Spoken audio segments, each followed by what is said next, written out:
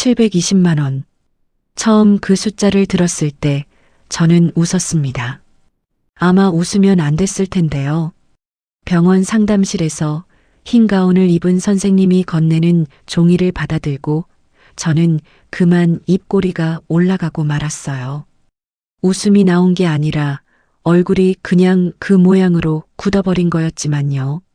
720만 원. 한 달이에요. 한 달치 항암 치료비가 720만 원이라는 거였습니다. 저는 그날 상담실에서 제 통장을 떠올렸어요. 연금이 들어오고 나면 고정으로 빠져나가는 것들, 관리비에 전기세에 딸아이 보험료까지 제하고 나면 제 손에 남는 게 얼마인지 굳이 계산기를 꺼내지 않아도 몸이 먼저 알고 있었거든요. 월 182만 원. 32년을 아이들 앞에 서서 국어를 가르치고 정년까지 채우고 나서 받는 교원연금이 182만 원이었습니다. 720에서 181을 빼면 538이 남지요. 그 538만 원을 저는 어디서 구해야 하는 건지요. 상담실 형광등이 조금 깜빡이고 있었어요. 오래된 형광등이 내는 그 미세한 떨림, 선생님은 아마 눈치채지 못하셨을 텐데 저는 이상하게 그게 자꾸 눈에 들어왔습니다. 설명은 계속 이어지고 있었어요.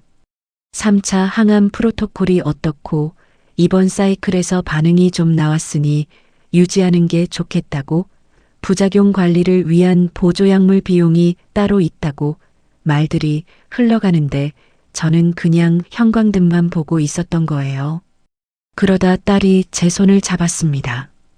민지 손이 차가웠어요. 항암을 시작하면서 혈색이 달라진 건 알고 있었지만 그날따라 유독 온기가 없었어요. 마치 오래 창가에 놓아둔 돌처럼 그냥 차갑고 가벼웠습니다. 42이 된 제 딸이 그 차가운 손으로 제 손등을 한번 두드렸어요. 걱정하지 말라는 거였겠지요. 엄마한테 걱정하지 말라고 차가운 손으로 두드리는 딸을 보면서 저는 형광등 떨림을 계속 세고 있었습니다. 집에 돌아와 통장 잔액을 확인했어요. 83만 원. 숫자가 3개밖에 없었어요. 100만 원도 안 됐습니다. 남편 병수발 3년에 사그라든 게 뭔지는 이미 알고 있었지만 그 숫자를 핸드폰 화면으로 다시 보는 건 매번 처음처럼 낯설었어요. 남편이 뇌출혈로 쓰러지던 날 아침을 저는 아직도 기억합니다. 그이가 부엌에서 밥 다 됐어? 하고 물었고 저는 조금만 기다려야 했는데 그게 마지막 정상적인 아침이었어요. 그 이후로 3년은 살았다기보다는 버텼다는 편이 맞겠지요. 병원과 집을 오가면서 기저귀를 갈면서 이름을 불러도 알아보지 못하는 사람 옆에서 그냥 하루를 지웠습니다. 그리고 이제 딸이 아프다는 거예요. 82만 원으로는 민지의 다음 주 주사 한 번도 안 됩니다. 구인 공고를 찾기 시작한 건 그날 밤이었어요. 처음엔 제가 할 수 있을 것 같은 걸 찾았습니다. 방과 후 교사 보조라든가 문화센터 강사라든가 글쓰기 지도 같은 것들이요. 32년을 국어 교사로 살았으니 그래도 뭔가 남아있겠거니 싶었는데 나이 제한이 먼저 걸렸어요. 69이라는 숫자는 어디서든 먼저 눈에 띄더군요. 이력서를 넣어도 연락이 없었고 2군데서는 정중하게 다른 분을 결정했다는 문자가 왔어요. 그러다 가사도우미 구인 앱을 열었습니다. 강북 고급 빌라 단지, 주 5일, 오전 9시부터 오후 1시까지, 시급 1만 2천 원. 시급을 월급으로 환산하면 얼마인지 계산해 봤어요. 하루 4시간, 주 5일, 한 달 20하루 출근이면 대략 100만 원 조금 넘는 수준이었지요. 540만 원에는 턱없이 모자란 숫자지만 그래도 제가 즉시 할 수 있는 일이었습니다. 나이를 물어보지 않았고 이력서도 필요 없었어요. 손이 있으면 됐습니다. 저는 신청 버튼을 눌렀어요. 첫 출근 날 아침은 4월 초였는데 바람이 아직 차가웠어요. 버스를 2번 갈아타고 내려서 언덕을 올라가야 했습니다. 빌라 단지 입구에 경비실이 있었고 제가 이름을 대니 아저씨가 명단을 한번 훑어보더니 말없이 문을 열어줬어요. 안으로 들어서니 조경이 잘 된 단지였습니다. 관리가 된 소나무들이 있었고 조약돌을 깔아놓은 산책로가 있었어요. 이른 아침인데도 단지가 조용하고 정돈돼 있었는데 그 조용함이 묘하게 낯선 종류였어요. 저는 32년 동안 교직원 휴게실에서 아침을 시작했어요. 커피 믹스 하나 타서 시험지 검토하고 출석부 챙기고 복도에서 아이들 인사받으면서 하루를 열었습니다. 그게 제 아침이었는데 그날 아침은 청소도구함 위치를 관리 앱으로 확인하면서 시작됐어요. 101동 1502호. 초인종을 눌렀더니 한참 뒤에 문이 열렸습니다. 40대 중반쯤 되어 보이는 여성이었어요. 실내복을 입고 있었는데 값이 나가 보이는 종류였고 머리는 묶지 않은 채로 저를 내려다봤습니다. 제가 안녕하세요. 오늘부터 오게 된 윤정혜입니다 하고 말했더니 그분은 한번 끄덕이고는 돌아서면서 이렇게 말했어요. 청소하실 때 애방은 건드리지 마세요. 그리고 들어가 버렸습니다. 저는 현관에 서서 잠깐 멈췄어요. 인사를 더 해야 할지 아니면 그냥 들어가면 되는 건지 확신이 없었거든요. 학교라면 직원실에서 소개받고 학생들한테 인사 한마디 하고 자리 안내를 받을 텐데요. 여기서는 신발을 어디 벗어야 하는지도 제가 알아서 해야 했습니다. 아, 이런 곳이구나 라는 말이 속으로 나왔어요. 나쁜 의미가 아니었어요. 그냥 여기가 어떤 방식으로 돌아가는 곳인지를 제가 파악해야 한다는 거, 그게 이제 제 일이라는 걸 그 짧은 침묵 안에서 이해한 거지요. 저는 안쪽으로 들어갔습니다. 집은 넓었어요. 방이 4개였고 거실에 창이 크게 나 있었습니다. 아파트가 아니라 빌라라는 게 층고에서 드러났는데 천장이 높아서 공기가 위로 올라가는 느낌이랄까요? 가구가 많지 않은데도 가득 찬 느낌이 드는 그 비어있음이 값비싼 집의 특징이라는 걸 저는 그때 처음 알았어요. 청소기 위치를 찾아서 거실부터 시작했습니다.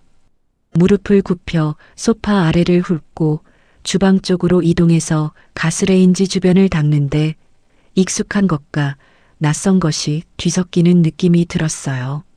청소 자체는 제가 평생 집에서 해온 일이니 모르지 않는데 남의 집이라는 게 이렇게 다른 거더라고요.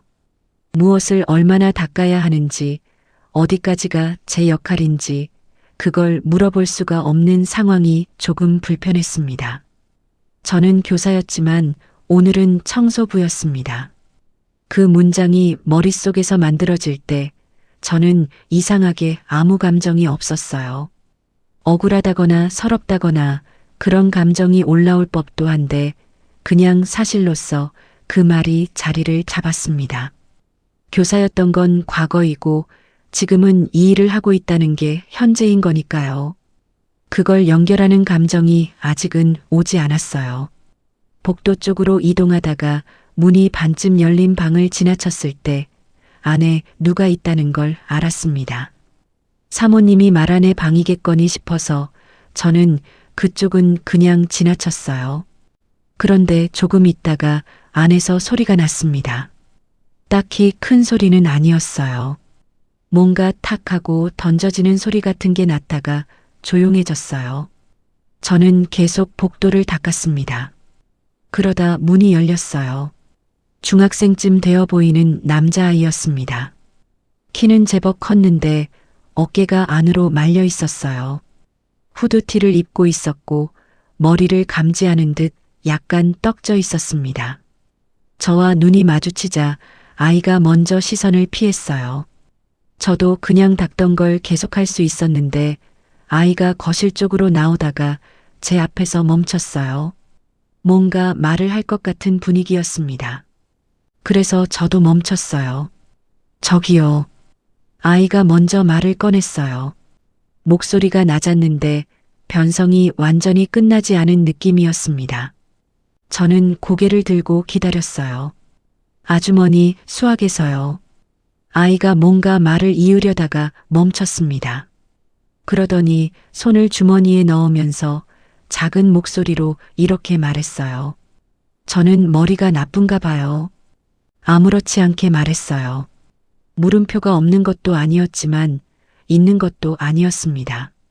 그냥 사실을 확인하는 것 같은 어조였어요.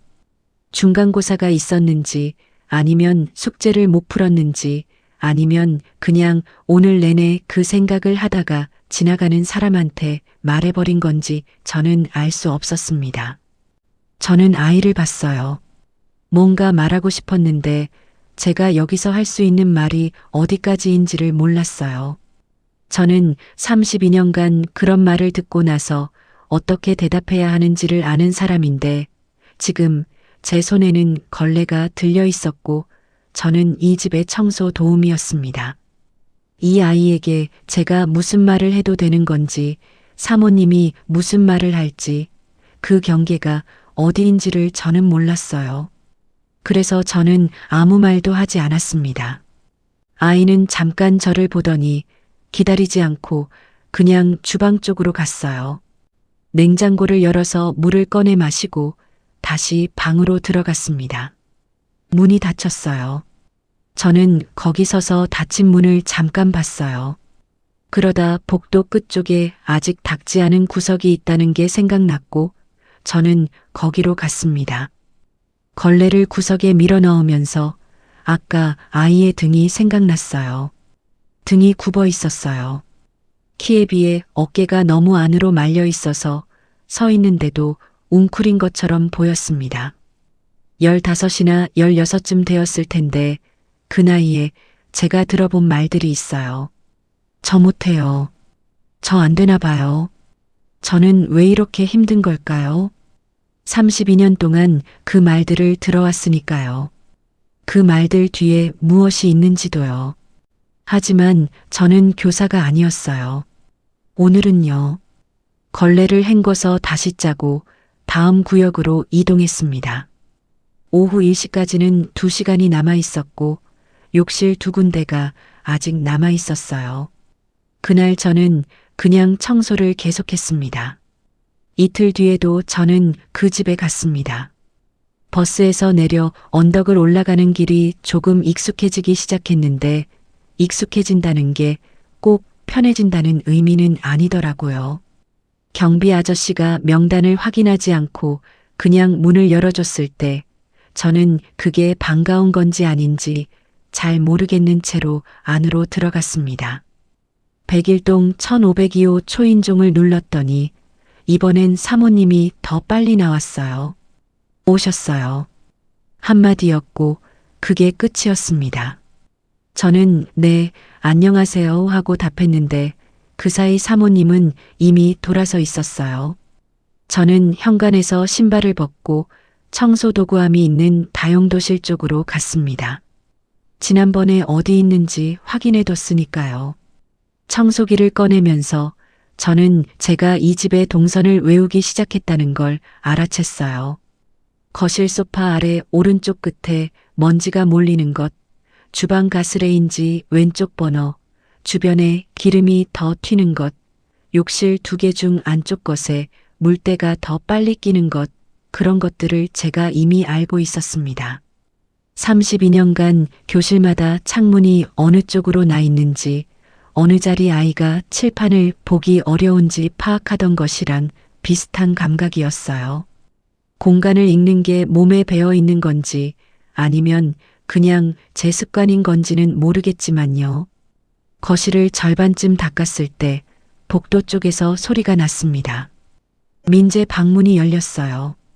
이번엔 후드티가 아니라 교복 상의를 입고 있었는데 단추를 다 채우지 않은 채였습니다. 학교를 다녀온 직후인지 가방을 아직 메고 있었고 저와 눈이 마주치자 이번엔 먼저 피하지 않았어요. 그냥 잠깐 봤다가 주방으로 갔습니다. 저는 계속 청소를 했어요. 그런데 조금 있다가 민재가 거실 쪽 소파에 앉았습니다. 책상이 방에 있는데 거실에 나온 거였어요. 교복 가방에서 종이를 꺼내더니 테이블에 올려놓고 연필을 들었다가 내려놓고 다시 들었어요. 저는 청소기를 잠깐 끄고 걸레로 옮겼습니다. 소리를 줄이려는 의도는 없었는데 자연스럽게 그렇게 됐어요. 민재가 뭔가를 쓰기 시작했어요. 조금 쓰다가 멈추고 지우개로 지우고 다시 썼습니다.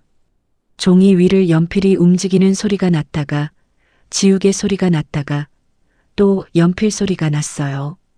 저는 테이블에서 조금 거리를 두고 소파 주변을 닦으면서 종이를 흘깃봤습니다. 논술 과제지였어요. 상단에 주제가 적혀 있었는데 기술의 발전은 인간을 더 자유롭게 하는가라는 문장이었습니다.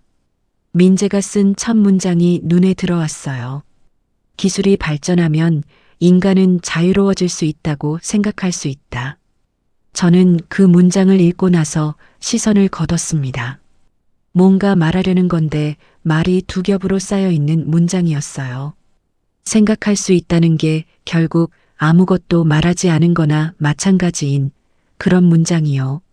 32년간 그런 문장들을 수백 번은 봤을 텐데 이상하게 그 종이 위에 글씨가 마음에 걸렸습니다. 민재가 또 지웠어요. 종이가 조금 얇아지고 있었습니다. 그날 오후 저는 병원에 갔어요. 민지의 혈액 검사 결과가 나오는 날이었거든요. 오후 1시에 청소를 마치고 버스를 2번 갈아타서 병원에 도착했을 때는 2시가 조금 넘었어요.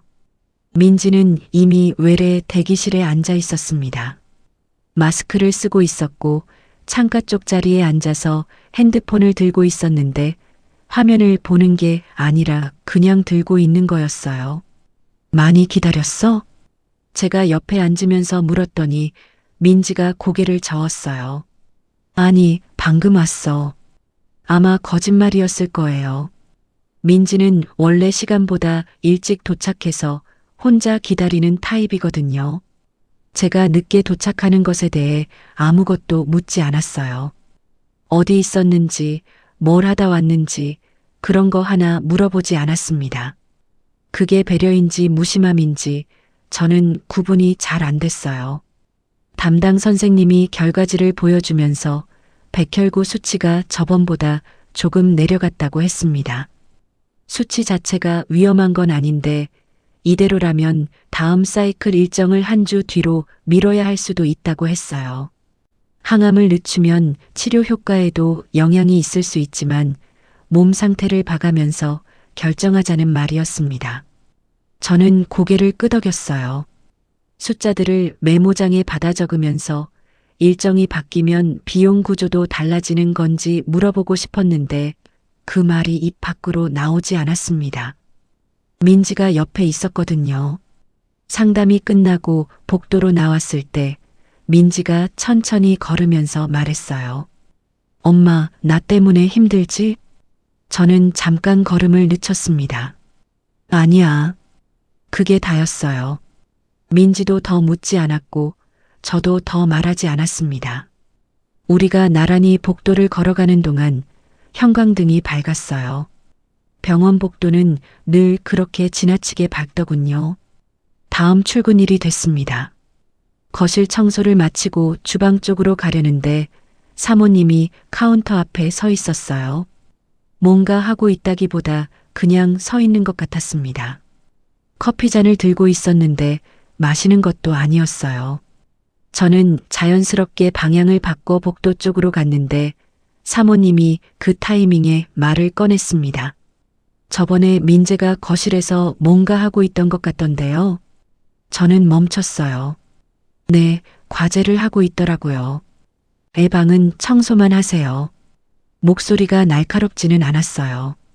오히려 일상적인 어조였습니다. 그냥 날씨 얘기를 하듯이요. 그래서 더 정확하게 들렸어요. 민재가 요즘 예민해서요. 괜히 헷갈리게 하지 마시고요. 저는 네, 알겠습니다 하고 말했어요. 사모님은 커피잔을 들고 안방 쪽으로 들어갔습니다. 문이 닫혔어요. 저는 복도에 서서 걸레를 쥐고 있었어요.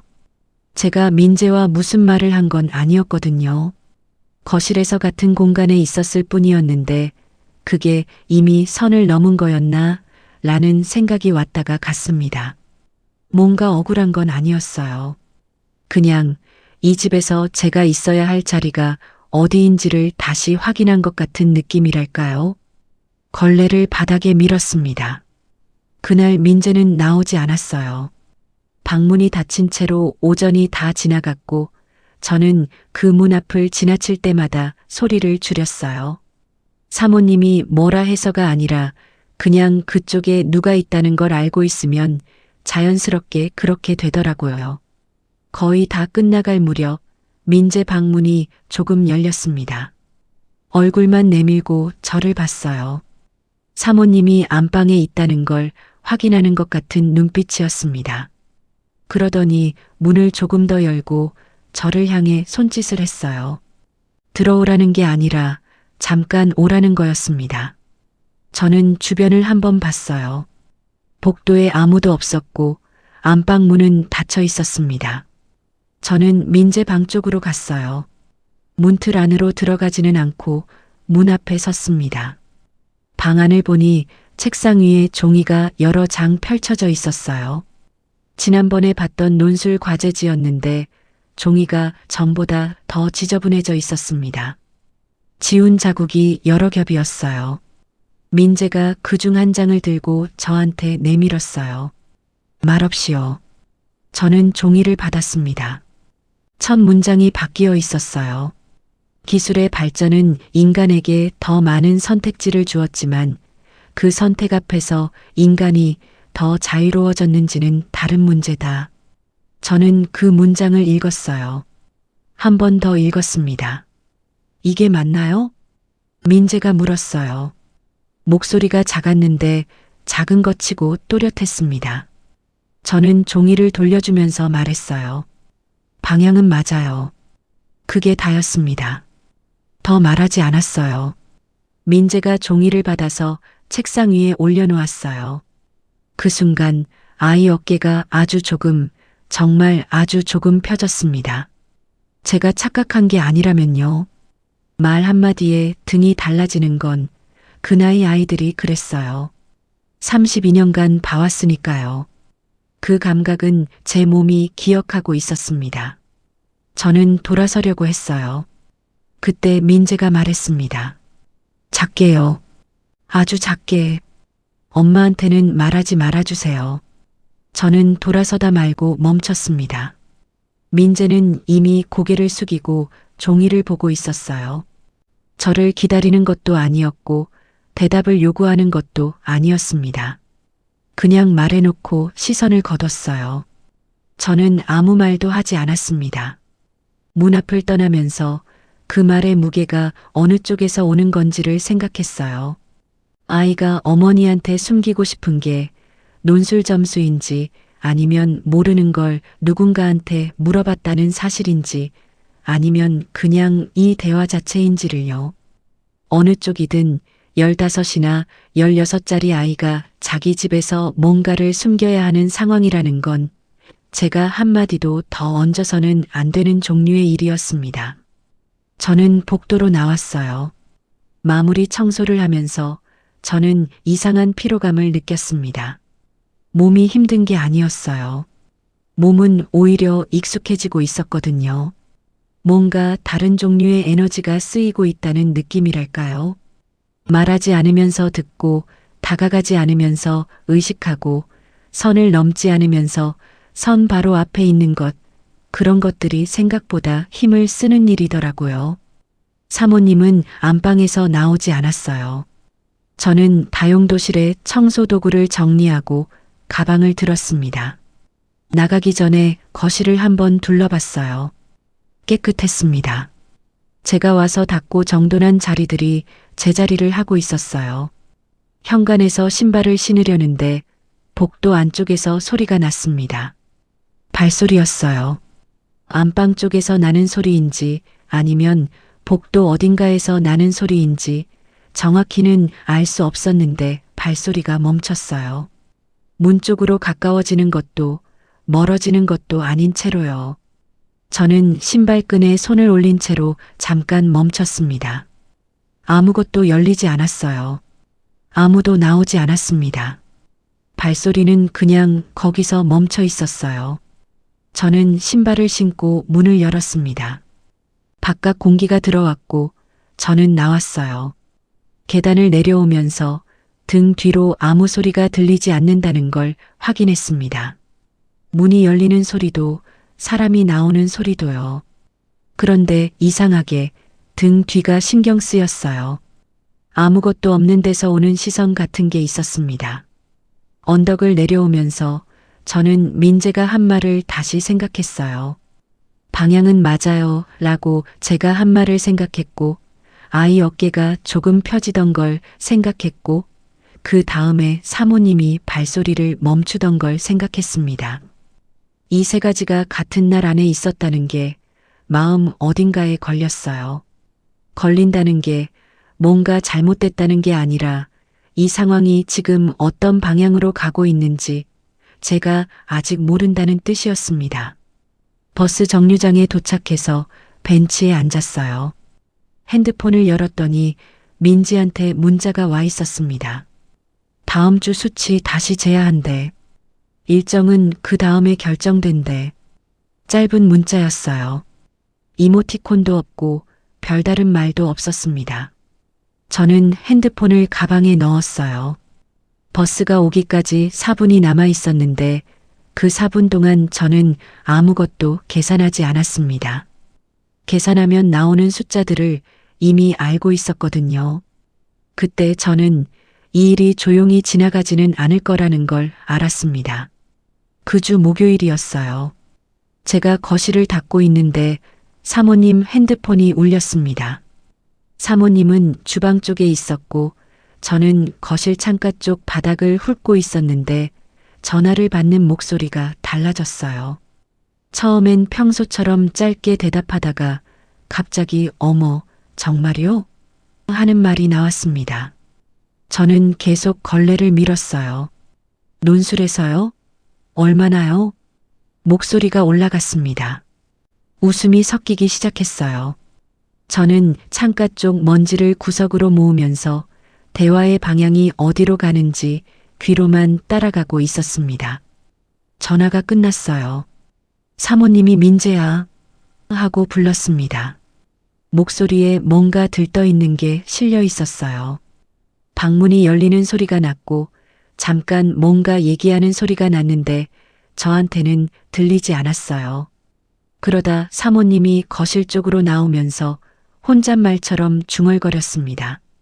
그러길래 진작시켰어야 했는데 저는 바닥을 보고 있었어요. 민재가 어떤 얼굴을 하고 있는지 사모님이 어떤 표정인지 저는 보지 않았습니다. 복도 쪽으로 이동해서 다음 구역을 닦기 시작했어요. 걸레가 바닥을 밀어가는 소리만 났습니다. 논술 점수가 올랐다는 건 알 수 있었어요. 저는 아무 말도 하지 않았습니다. 이틀 뒤가 문제였어요. 제가 도착했을 때 현관에서 신발이 3켤레 더 있었습니다. 낯선 신발들이었어요. 안에서 웃음소리가 났고 사람이 여럿인 게 느껴졌습니다. 초인종을 눌렀더니 사모님이 나왔는데 오늘 손님이 있다고 거실은 나중에 해도 되니까 먼저 욕실이랑 주방 쪽부터 하라고 했어요. 저는 네 하고 들어갔습니다. 거실에 여자들이 3명 앉아 있었어요. 비슷한 나이대였고 차림이 비슷했습니다. 작은 케이크가 테이블에 있었고 커피잔이 놓여 있었어요. 저는 그쪽을 향해 고개를 한번 숙이고 주방 안쪽으로 들어갔습니다. 주방과 거실이 트인 구조라 대화가 다 들렸어요. 처음엔 별 얘기가 아니었습니다. 어느 학원 어떻다, 어느 선생이 어떻다, 방학 때 어디를 갔다. 그런 말들이 오갔어요. 저는 가스레인지를 닦으면서 그 소리들이 배경처럼 흐르도록 두고 있었습니다. 그러다 한 명이 물었어요. 민재가 요즘 좀 달라졌다고 했잖아. 학교에서 뭐가 달라진 거야? 사모님 목소리가 달라졌습니다. 올라갔어요. 뭔가 꺼내놓고 싶은 걸 참다가 꺼내는 것 같은 속도로요. 맞아. 논술 점수가 이번에 확 올랐거든. 나도 좀 놀랐어. 어머, 어떻게 한 거야? 좋은 선생님을 모셨더니 효과가 있네요. 요즘 이 바닥이 워낙 경쟁이 세니까 눈 딱 감고 좋은 데 맡겼더니 역시 다르더라고. 웃음소리가 났어요. 저는 가스레인지 왼쪽 버너 주변을 닦고 있었습니다. 기름이 튄 자리를 행주로 미는데 손에 힘이 들어갔어요. 스스로 알아챌 만큼요. 역시 돈 쓸 때는 써야 해. 그러니까 진작 그럴 걸 그랬어. 대화는 계속 흘러갔어요. 저는 행주를 다시 짰습니다. 손이 움직이고 있었고 눈은 가스레인지를 보고 있었습니다. 가슴 어딘가에서 뭔가가 빨라지고 있었는데 그게 뭔지는 이름을 붙이지 않으려고 했어요. 32년이라는 숫자가 머릿속을 지나갔습니다. 물을 채워 가져가야 하는 타이밍이 왔어요. 사모님이 주방 쪽을 향해 이모님, 물 좀 더 가져다 주실 수 있어요? 하고 불렀습니다. 저는 정수기 앞에서 컵에 물을 채웠어요. 컵이 차가웠습니다. 손바닥에 닿는 유리 온도가 또렷하게 느껴졌어요. 거실로 가면서 민재가 소파 옆 1인용 의자에 앉아 있는 걸 봤습니다. 언제 나온 건지 몰랐어요. 교복을 입고 있었는데 가방은 없었고 핸드폰을 들고 있었지만 화면은 꺼져 있었어요. 어른들 사이에서 작아 보였습니다. 테이블에 물을 내려놓으면서 저는 민재와 눈이 마주쳤어요. 짧은 순간이었습니다. 아주 짧게 서로 봤어요. 그때 사모님 친구 중 한 명이 민재를 향해 말했습니다. 어머, 민재가 논술을 잘 봤다고? 공부를 어떻게 한 거야? 비결이 뭐야? 민재가 시선을 살짝 내렸다가 다시 들었어요. 그리고 말했습니다. 네, 선생님이 많이 도와주셨어요. 짧았어요. 그 말이 어디를 향한 건지, 어떤 선생님인지 민재는 더 말하지 않았어요. 말하지 않았다는 게 부인도 아니고 인정도 아닌 자리에 그냥 놓여 있었습니다. 저는 거기 서 있었어요. 컵이 손에서 빠질 것 같아서 다른 손으로 받쳤습니다. 심장이 한 박자 빠르게 뛰었어요. 딱 한 번이었는데 그 한 번이 느껴졌습니다. 사모님이 흐뭇하게 웃으면서 민재 쪽을 봤어요. 그래도 선생님 잘 만난 거지. 대화가 다시 흘러갔어요. 저는 주방으로 돌아갔습니다. 주방에서 행주를 헹구면서 저는 아무것도 생각하지 않으려고 했어요. 생각을 지우려고 하면 오히려 더 선명해지는 게 있잖아요. 민재가 저를 봤던 그 눈빛, 그 짧은 순간에 뭔가를 결정한 것 같았던 그 속도가 자꾸 떠올랐습니다. 아이가 나쁜 게 아니라는 건 알아요. 어른들 앞에서, 어머니 앞에서 15자리가 할 수 있는 말과 할 수 없는 말이 있다는 것도 알지요. 32년간 그 나이 아이들이 어떤 상황에서 어떤 선택을 하는지를 봐온 사람이니까요. 그런데도 행주를 쥔 손이 잘 펴지지 않았습니다. 거실에서는 계속 웃음소리가 났어요. 케이크를 먹는 소리, 커피잔이 부딪히는 소리, 누군가 핸드폰을 꺼내 자녀 사진을 보여주는 소리가 났습니다. 그 소리들이 주방까지 왔고 저는 그 소리들 안에서 싱크대를 닦았어요. 서럽다는 말은 아직 제 안에서 나오지 않았습니다.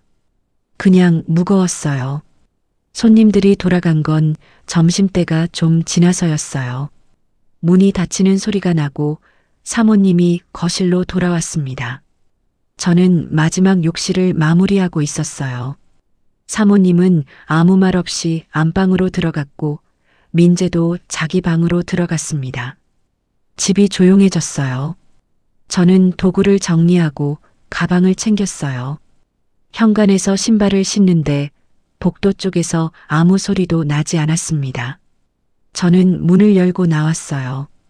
병원에는 오후 늦게 도착했어요. 민지가 이미 링거를 맞고 있었습니다. 침대 옆 의자에 제가 앉았더니 민지가 저를 봤어요. 한참을 봤어요. 저는 가방을 무릎에 올려놓고 링거줄을 따라 시선을 옮겼습니다. 엄마, 무슨 일 있었어? 민지가 물었어요. 없었어. 저는 짧게 답했습니다. 민지가 저를 계속 봤어요. 믿지 않는 눈이었습니다. 엄마를 오래 봐온 눈, 제가 뭘 숨기는지 모르지는 않는 눈이요. 그 눈을 마주보다가 저는 창 쪽으로 시선을 돌렸어요. 그런데 민지가 링거줄이 꽂힌 손을 뻗어서 제 손을 잡았습니다. 차갑지 않았어요. 이번엔요. 따뜻했어요. 아주 조금이었지만 온기가 있었습니다. 그 온기가 손바닥을 타고 올라오는데 저는 눈을 들지 못했어요. 창밖으로 병원 마당이 보였고 4월이 지나고 있어서 나무에 잎이 나 있었습니다. 바람에 흔들리는 잎을 보면서 저는 숨을 한번 길게 쉬었어요. 눈물이 나온 건 아니었습니다. 눈물이 나오기 직전의 상태가 있잖아요. 가슴이 뭔가로 꽉 채워지는 것 같은데 그게 밖으로 나오지는 않는 상태요. 그 상태로 저는 민지 손을 잡고 있었어요. 민지도 아무 말하지 않았습니다. 한참 있다가 민지가 조용히 말했어요. 엄마는 너무 참아. 저는 대답하지 않았습니다. 민지의 손이 조금 더 꽉 쥐어졌어요. 그 힘이 느껴지는데 저는 그냥 창 밖을 보고 있었습니다. 나무 잎이 흔들리고 있었어요. 다음 날도 저는 그 집에 갔습니다. 언덕을 올라가면서 가지 말아야 하나 싶은 생각이 딱 한 번 들었어요. 그 생각이 올라왔다가 제가 가야 하는 이유가 그 위로 지나갔습니다. 월 182만 원과 720만 원 사이에서 제가 할 수 있는 선택은 많지 않았거든요. 경비 아저씨가 문을 열어줬어요. 말없이요. 1502호 초인종을 눌렀더니 사모님이 나왔습니다. 평소와 다를 것 없는 얼굴이었어요. 어제 거실에서 있었던 일이 사모님에게는 아무것도 아닌 것 같았습니다. 그게 나쁜 의도였을 거라고 생각하지는 않아요. 그냥 제가 어디에 있었는지, 어디서 들었는지를 사모님은 생각하지 않은 거겠지요. 거실부터 시작했어요. 복도를 지나는데 민재 방문이 닫혀 있었습니다. 저는 거기서 멈추지 않았어요. 발소리를 줄이지도 않았고 문 앞에서 뭔가를 기다리지도 않았습니다. 그냥 닫힌 문 앞을 지나쳤어요. 걸레를 바닥에 밀면서 그 문이 제 뒤로 멀어졌습니다. 어제 민재가 한 말이 틀렸다고는 생각하지 않아요. 선생님이 도와주셨다고 말한 건 맞는 말이기도 했으니까요. 어떤 선생님인지를 말하지 않은 것뿐이지요. 그리고 그 선택을 15살짜리 아이가 한 거라는 것도요. 그 아이가 나쁜 게 아니라는 걸 알면서도 닫힌 문이 눈에 걸리는 건 그게 제 마음이 아직 정리되지 않았다는 뜻이었습니다. 복도 끝까지 걸레를 밀고 나서 저는 다시 거실 쪽으로 돌아왔어요. 사모님은 안방에 있었고 민재는 방 안에 있었습니다. 집은 조용했어요. 청소기 소리만 났다가 행주 소리만 났다가 그렇게 오전이 지나갔어요. 저는 아무것도 건드리지 않았습니다. 닫힌 문도 제 안에서 움직이는 것도요. 그냥 청소를 했어요. 그날 저는 아무 말도 하지 않았습니다. 민재가 찾아온 건 그날 오후 늦게였어요. 제가 빌라 단지를 나와서 버스 정류장 쪽으로 걷고 있었는데 뒤에서 발소리가 났습니다. 빠른 발소리였어요. 저는 돌아보지 않으려다가 소리가 가까워지는 게 느껴져서 멈췄어요. 민재였습니다. 교복 차림이었는데 가방도 없이 나온 거였어요. 단지 밖으로 나온 게 아마 처음인 것 같은 얼굴이었습니다. 숨을 조금 몰아쉬고 있었고 저를 보더니 바로 고개를 숙였어요. 아무 말이 없었습니다. 저도 기다렸어요. 서두르지 않았어요. 이 아이가 뭔가를 말하려고 여기까지 따라온 거라는 건 알았으니까 그 말이 나올 때까지 기다리는 게 맞았습니다. 잠깐 지나고 나서 민재가 말했어요. 그날 제가 잘못했어요. 목소리가 떨렸습니다. 울려는 게 아니라 참으려는 떨림이었어요. 아랫입술을 한번 깨물더니 다시 말을 이었습니다. 엄마가 체면 때문에 친구들한테 항상 뭔가 보여줘야 하는 분이라서요. 거기서 또 멈췄어요. 겁이 났어요. 그 말이 작게 그러나 또렷하게 나왔습니다. 겁이 났다는 말이요. 어머니가 무섭다는 뜻인지 그 자리가 무서웠다는 뜻인지 민재는 구분하지 않았어요. 저도 묻지 않았습니다. 저는 아이를 봤어요. 고개를 숙이고 있었는데 귀가 빨개져 있었습니다. 추워서가 아니라 그 말을 하는 것 자체가 이 아이한테 얼마나 어려운 일인지를 귀 색깔이 말해주고 있었어요. 알겠다. 제가 말했습니다. 그게 다였어요. 다그치지 않았어요. 왜 그랬는지, 다음엔 어떻게 할 건지, 그런 말이 지금 이 아이한테 필요한 게 아니라는 건 알고 있었으니까요. 32년간 봐온 아이들이 사과할 때 그 말을 꺼내기까지 얼마나 걸리는지를요. 말을 꺼내고 나서 어른이 어떻게 받아주는지가 다음을 결정한다는 것도요. 저는 손을 들어서 민재 머리 위에 잠깐 얹었습니다. 가볍게요. 한 번만이요. 민재가 고개를 들지 않았어요. 그냥 거기 서 있었습니다. 저는 손을 내렸고 아이는 잠시 후에 단지 안으로 돌아갔어요. 뛰지 않았어요. 천천히 걸어 들어갔습니다. 저는 버스 정류장으로 갔어요. 벤치에 앉아서 버스가 오기를 기다리면서 아이가 겁이 났다고 말하던 목소리를 생각했습니다. 겁이 났다는 것과 나쁜 마음이었다는 건 다른 거지요. 그 둘이 다르다는 걸 아는데 저는 오래 걸리지 않았는데 그게 나이가 만들어준 건지 아니면 교사를 오래 해서 그런 건지는 모르겠어요. 아마 둘 다겠지요. 버스가 왔습니다. 저는 올라탔어요. 다음 날 오후에 병원에 갔습니다. 민지 혈액 검사 결과를 다시 확인하는 날이었어요. 외래 대기실에서 기다리다가 민지와 함께 진료실로 들어갔습니다. 선생님이 결과지를 보면서 말했어요. 수치가 많이 오르지 않았네요. 조심스러운 어투였습니다. 나쁘다고 단정하는 것도 아니고 괜찮다고 안심시키는 것도 아닌 그 중간 어딘가에서 하는 말이었어요.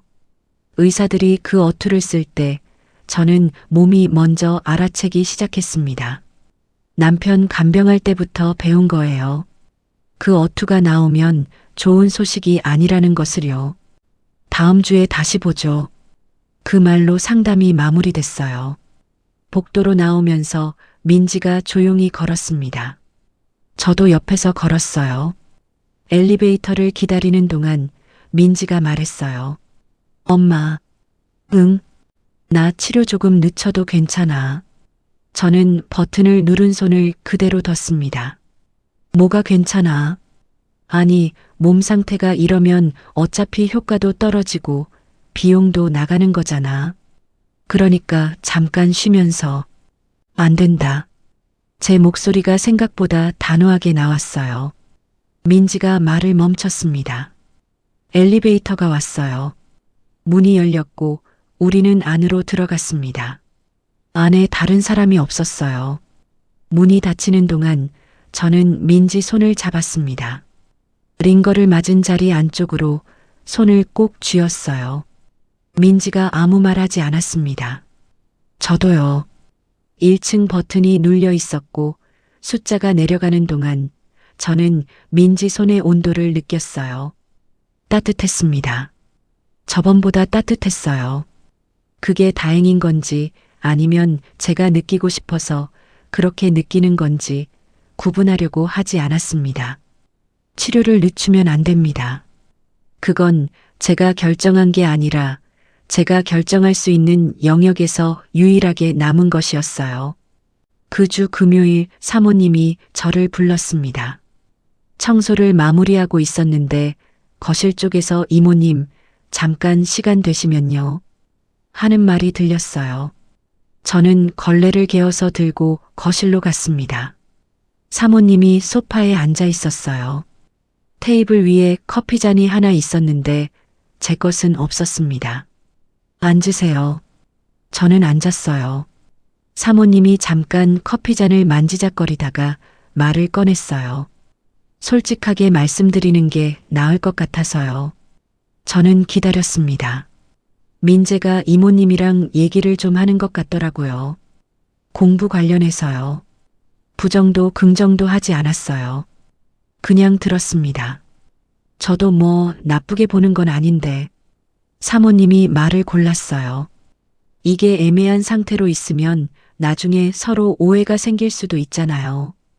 그래서 생각을 해봤는데 커피잔을 내려놓으면서 사모님이 말했습니다. 공식적으로 과외로 전환하시는 게 어떨까요?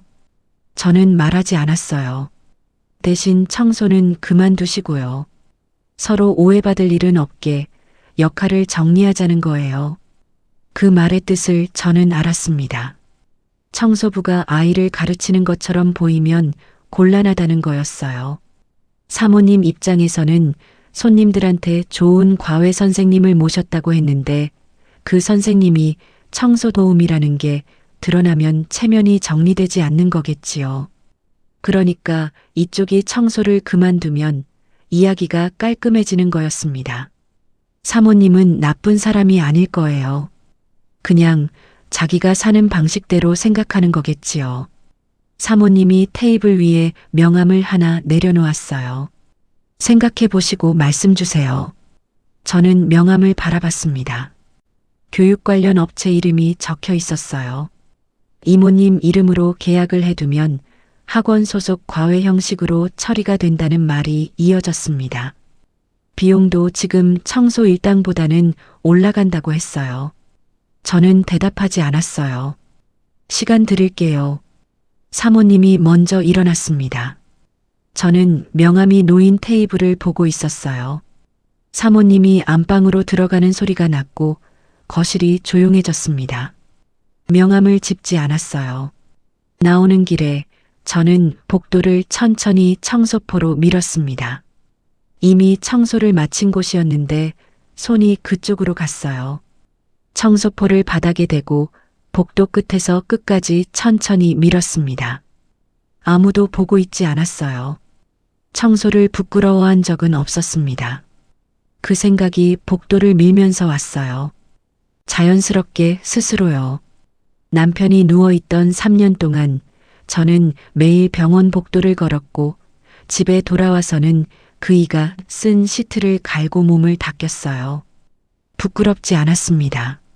그이의 몸이 점점 가벼워지는 게 느껴지던 날들에도 저는 그 일을 했어요. 그게 그때의 제 일이었으니까요.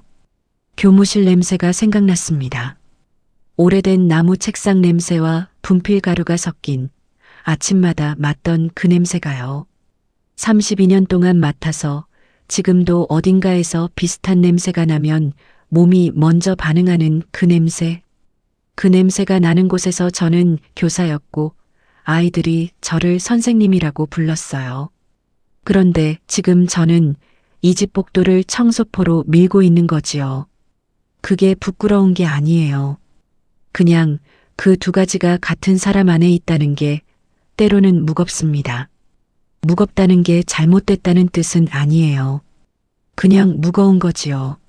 사모님의 제안이 머릿속에서 다시 왔습니다.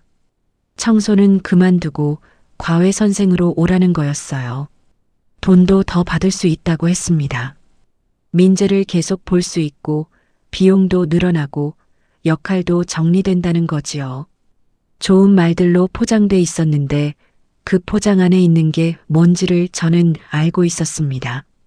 청소를 그만두라는 건 체면 정리였어요. 사모님의 체면이요. 그 체면을 위해 제가 뭘 고쳐야 한다는 말이었습니다. 복도 끝에 도달했어요.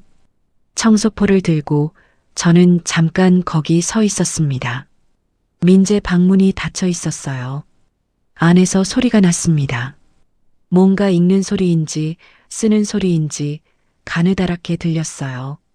저는 거기서 멈추지 않았습니다. 문 앞을 그냥 지나쳤어요. 집에 돌아온 건 저녁이 다 됐을 때였어요. 작은 원룸이었습니다. 남편이 떠나고 나서 좀 더 작은 데로 옮긴 거였는데 이 공간에 처음 왔을 때는 이렇게 오래 있을 거라고 생각하지 않았어요. 그냥 잠깐이라고 생각했는데 잠깐이 몇 년이 됐지요. 식탁에 앉아서 가방에서 핸드폰을 꺼냈습니다. 민지한테서 문자가 와 있었어요. 잘 들어갔어? 밥은 먹었어? 짧은 문자였습니다. 저는 응, 먹었어 라고 답했어요. 먹지 않았지만요. 핸드폰을 내려놓고 식탁 위를 봤어요. 아무것도 없었습니다. 저는 그 빈 식탁을 오래 봤어요. 남편이 있을 때는 저녁이 되면 뭔가 있었어요. 그이가 반찬 투정을 하거나 뉴스를 크게 틀거나 괜히 부엌 기웃거리거나 하는 그런 것들이 있었지요. 지금은 식탁이 그냥 식탁이에요. 물건을 놓는 곳이지요. 사모님의 명함을 생각했습니다. 받아오지 않았어요. 테이블 위에 그냥 두고 나왔거든요. 일부러는 아니었는데 손이 안 갔어요. 가방에 넣을 수가 없었습니다. 그렇다고 거절한 건 아니었어요. 저는 아직 아무것도 결정하지 않은 거였습니다. 사모님 제안을 받으면 청소를 그만두는 거고 그러면 청소 일당이 빠집니다. 과외비가 들어오더라도 시간이 줄어드는 만큼 다른 집을 더 찾아야 하는 건데 지금 상태로 얼마나 더 뛸 수 있는지를 몸이 알고 있었어요. 거절하면 아마 이 집과도 끝이겠지요. 청소 자리도 민재와의 관계도요. 720만 원이 생각났습니다. 182만 원이 생각났습니다. 그 사이에 있는 숫자들이 생각났어요. 민지가 치료를 늦춰도 된다고 했던 말이 생각났습니다. 그 말을 듣던 순간 엘리베이터 안에서 민지 손을 꼭 쥐던 그 감각이요. 저는 식탁 위에 두 손을 올려놓았어요. 손이 그냥 거기 있었습니다. 뭔가를 쥐지도 않고 뭔가를 치우지도 않고 그냥 놓여 있었어요. 창밖이 어두워져 있었습니다.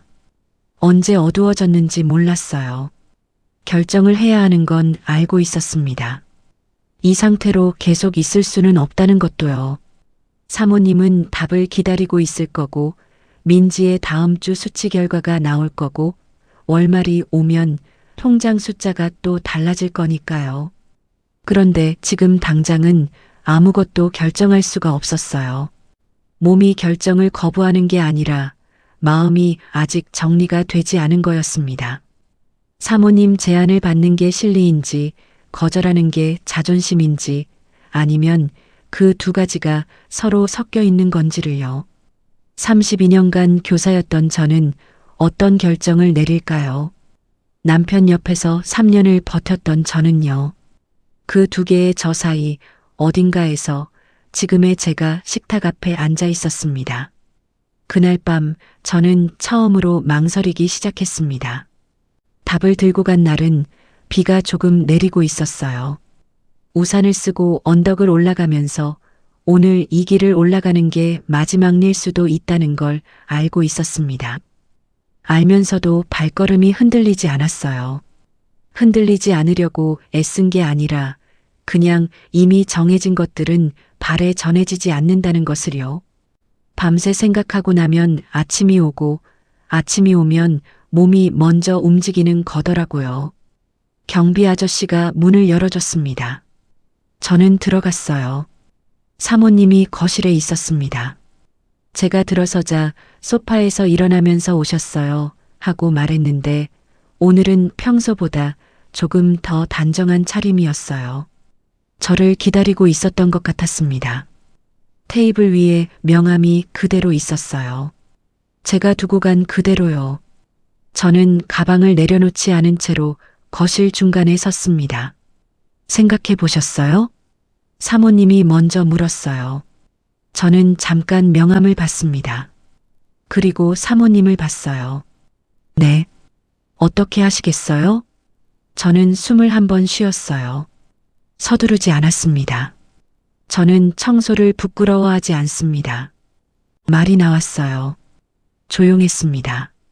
감정을 실으려고 한 게 아니었는데 그 말이 제 목소리로 나오는 게 이상하게 낯설지 않았어요. 오히려 오래전부터 해야 했던 말을 이제야 하는 것 같은 느낌이랄까요? 그래서요? 사모님 목소리가 조금 낮아졌어요. 당황한 건지 불쾌한 건지 그 둘이 섞여 있는 것 같았는데 소리를 높이지는 않았습니다. 청소를 그만두고 과외로 전환하는 건 제가 받아들이기 어렵습니다. 지금 이 일이 부끄러워서가 아니라 이 일도 제 일이기 때문에요. 사모님이 저를 봤습니다. 저도 봤어요. 그러면 이모님은 지금 상태를 유지하겠다는 건가요? 민재한테 제가 할 수 있는 게 있다면 지금 방식으로 하겠습니다. 청소도 하면서요. 그게 불편하시다면 어쩔 수 없지요. 말이 길어지지 않았어요. 더 설명하고 싶은 게 있었는데 이 말이 이 자리에서 필요한 전부라는 걸 알고 있었습니다. 사모님이 잠깐 침묵했어요. 그러다 짧게 말했습니다. 생각이 다르시네요. 더 이어지지 않았어요. 안방 쪽으로 돌아서면서 한 번도 뒤를 보지 않았습니다. 문이 닫혔어요. 저는 거실에 혼자 남았습니다. 테이블 위에 명함이 거기 있었어요. 저는 그걸 짚지 않았습니다. 가방을 들고 청소도구함 쪽으로 갔어요. 오늘 할 일이 남아 있었으니까요. 청소를 하면서 저는 아무것도 생각하지 않으려고 하지 않았습니다. 생각이 오면 왔고 가면 갔어요. 남편이 생각났어요. 마지막 해에 그이가 하루에도 몇 번씩 제 이름을 불렀는데 대답할 수 없을 때도 있었지요. 화장실에 있거나 빨래를 돌리고 있거나 했으니까요. 그럴 때마다 나오면서 여기 있어요 했는데 그이가 그 말을 들으면 눈을 감았어요. 있다는 것만으로 됐다는 것처럼요. 부끄러워하지 않으려고 버텼던 게 언제부터였는지 모르겠어요. 처음부터였던 것 같기도 하고 남편이 가고 나서 시작된 것 같기도 하고요. 교무실에서 분필 가루를 털면서 아침을 시작하던 날들도 병원 복도에서 그의 손을 끌고 걷던 날들도 지금 이 집 바닥을 닦는 날들도 저한테는 다 같은 층위의 일이었어요. 그 일들 중에 부끄러운 게 없었습니다. 하나도요. 주방 싱크대를 닦으면서 제가 거실에서 한 말이 다시 왔어요. 저는 청소를 부끄러워하지 않습니다. 그 말을 하고 나서 뭔가가 달라진 건 없었어요. 사모님이 태도를 바꾼 것도 아니었고 제 상황이 나아진 것도 아니었습니다. 통장 잔액이 늘어난 것도 아니고 민지의 수치가 올라간 것도 아니에요. 그런데도 몸이 가벼웠습니다. 그 가벼움이 어디서 오는 건지를 저는 오래 생각하지 않았어요. 그냥 있었습니다. 며칠이 지났어요. 사모님은 저한테 특별히 말을 하지 않았고 저는 하던 대로 청소를 했습니다. 그 집이 어떻게 될지 사모님이 다음에 무슨 말을 꺼낼지 생각하면서 다니지 않았어요. 생각해봤자 알 수 없는 일이었으니까요. 그 목요일이었어요. 오후 1시에 청소를 마치고 현관에서 신발을 신고 있는데 복도 안쪽에서 발소리가 났습니다. 저는 고개를 들었어요. 민재였습니다. 교복을 입고 있었는데 가방을 메고 있었어요. 학교 갔다 온 직후인 것 같았습니다. 숨을 조금 몰아쉬고 있었는데 이번엔 귀가 빨개지지 않았어요. 눈이 똑바로 저를 보고 있었습니다. 저는 신발을 다 신고 일어섰어요. 민재가 말했습니다. 선생님한테 배우고 싶어요. 짧았어요. 그런데 짧은 것 치고 그 안에 여러 가지가 들어 있었습니다. 어머니한테 말했는지 아니면 말하지 않고 나온 건지 그걸 결정하는데 며칠이 걸렸는지 민재는 말하지 않았고 저도 묻지 않았어요. 저는 그 아이를 봤어요. 어깨가 펴져 있었습니다. 지난번에 잠깐 봤던 것처럼 아주 조금이 아니라 이번엔 제대로 펴져 있었어요. 가방 끈을 두 손으로 쥐고 저를 보고 있는 그 얼굴이 제가 32년간 봐온 얼굴들 중 하나였습니다. 처음엔 포기하고 있다가 어느 순간에 결정을 하고 나타나는 얼굴이요. 목이 조금 잠겼어요.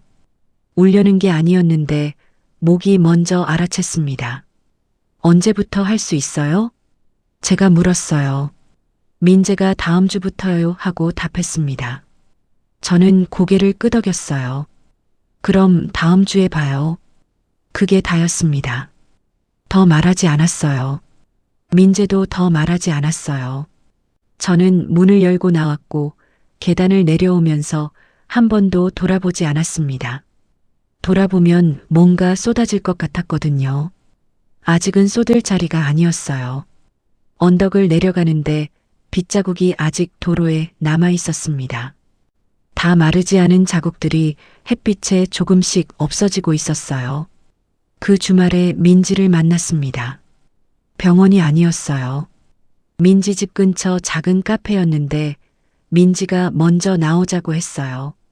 나올 수 있을 때 나오고 싶다고 문자로요. 민지가 먼저 와 있었습니다.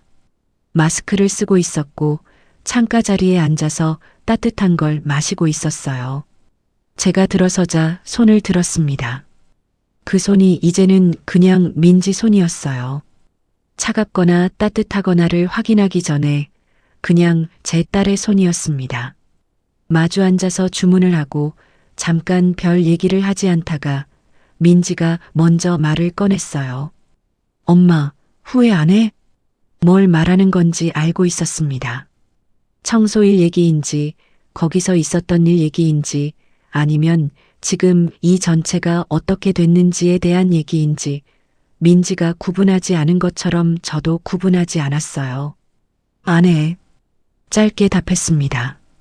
민지가 저를 봤어요. 한참을요. 그러더니 웃었습니다. 힘없이요. 다 나은 사람의 웃음이 아니라 아직 아픈 사람이 그래도 웃을 수 있는 순간이 있다는 걸 보여주는 웃음이었어요. 저는 그 웃음을 받았습니다. 모른 척하지 않고 과하게 받지도 않고 그냥 마주 봤어요. 커피가 왔어요. 우리는 한동안 그냥 앉아 있었습니다. 창밖으로 사람들이 지나갔고 카페 안이 조용히 돌아갔어요.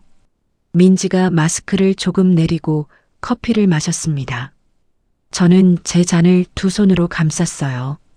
돈 얘기는 하지 않았습니다. 수치 얘기도 다음 항암 일정도요.